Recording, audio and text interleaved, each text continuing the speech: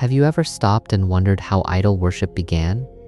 Not why people worship idols today, but the very first idol. Who was the first person to carve a statue? Who looked at stone or wood and thought, "This deserves to be worshipped"? According to Islam, that is not how human history began. The Quran never describes Adam as an idol worshipper, and it never says the first humans believed in many gods. Instead, Islam teaches something very different. Humanity began with the worship of one creator, and only later did people slowly drift away. The surprising part is this: according to Islamic tradition, the first idols were never created to replace God, but to remember good people, and that small decision changed human history forever. Today, we are going back to the world before the Great Flood, a world where every person still knew their creator, before temples filled with statues, before pagan religions, and before carved gods. This is the story of how the first idol appeared, and why the Quran warns us about it even today. Islam teaches that Allah created Adam, the first human, and taught him the truth. Adam knew his creator, and his children knew their creator. Generation after generation continued worshipping Allah alone. The Quran repeatedly tells us that every prophet carried the same message: worship Allah alone and do not associate partners with him. This belief is called Tawhid, the belief that there is only one true God worthy of worship. The Prophet Muhammad, peace be upon him, also taught that every child is born upon the natural way, known as the Fitra, meaning belief in one creator is part of human nature.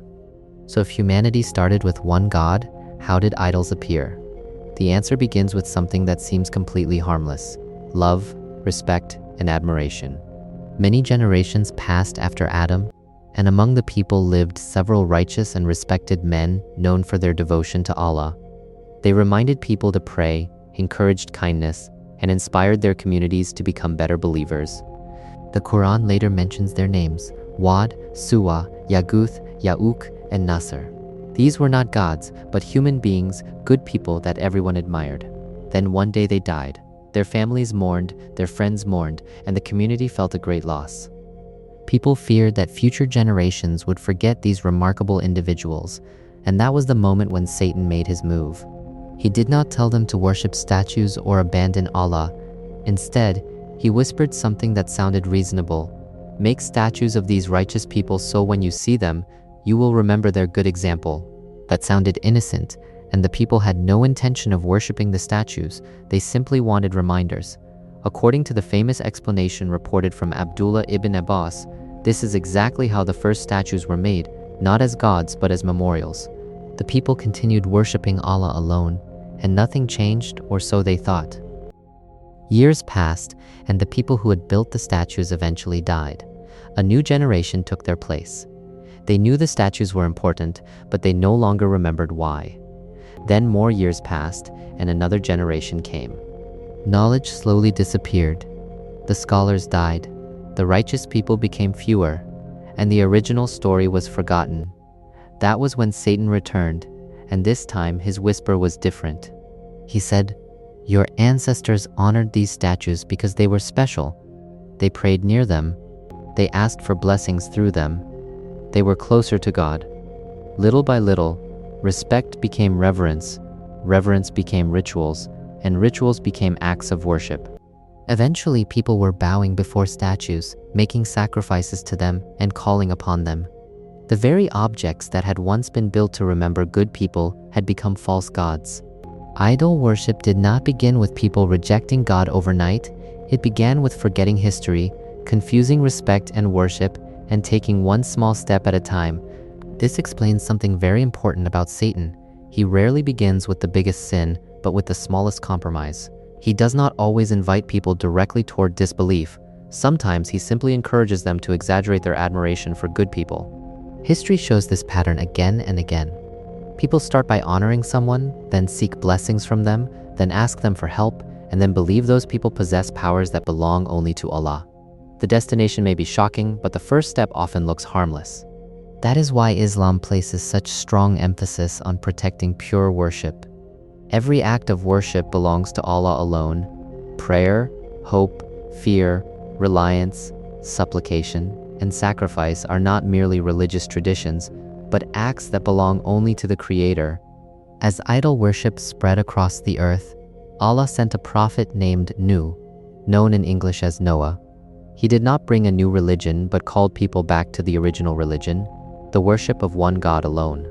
For centuries, Nuh preached to his people day after day, year after year.